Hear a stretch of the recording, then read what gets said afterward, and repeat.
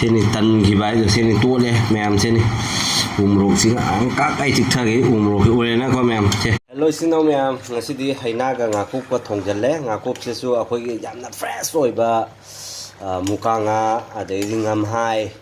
sani khana loi yaw re ko mềm si yam mek sieng tu se nga se ure na ngam hai de han ure ngamai o kari loi sure mek jam sieng ai tare ko sama matam na yamna wa da bai tare ko khoi man thok pa jabra Bandhok pa adu mati oi dire ba yam mek seng ai tare ko aduga lupaman bi sina hayeng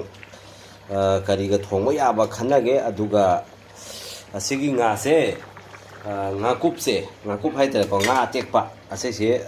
khatang nganam tok jage aduna maki sem sabu lo jare ado nam ga tangai re asigi lupaman bi piece se khusao si yong ba ko mem sumaina sawu ujaro ba punsi da aigidi yamna aigi oinadi mayam su uramba jai ko aigi oinadi ahan mani life ta sumaina akhoi khun da bu phangdi sumaina saw piece yamna sawi piece se mek senge ase amani siga lupa chama ai chaning man leire mi tangi hai gadra hongi hai gadra adudi ai khangdre mayam se ni asigi haina thongba ngakup thongba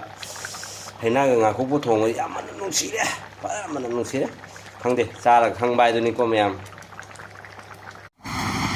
Mem haina ga ngakup ko thong se loi ai chakla man nang man dana ai sumaina ai ko da puthore ko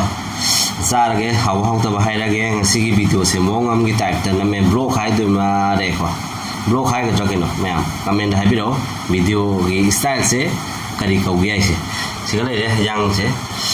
do son da su nganam se kana pisi kai na kong ngon thong lai do am ta sar ge ge ahan ba nganam ga khang de ma lo gi nganam ma lo yi ne ma lo ga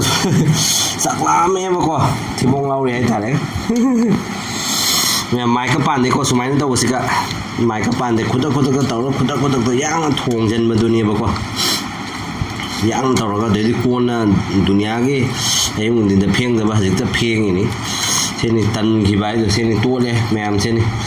umrok sing ang ka kai tik thagi umrok ki ure na ko mềm che hau le nge mai tha con đâu che hau le nge ko mềm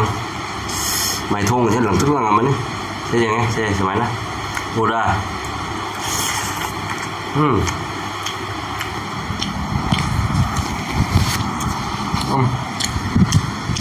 làm phá hả hảo đấy quá hảo đấy mày làm xin thi ai nhỉ mà nó hảo đấy là mình hết cái gì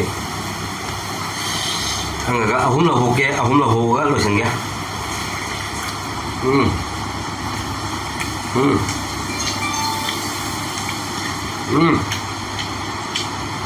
ba làm thằng nó phơi lại đó hả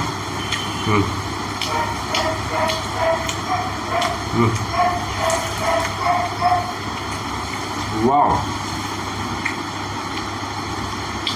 wow, anh em ạ.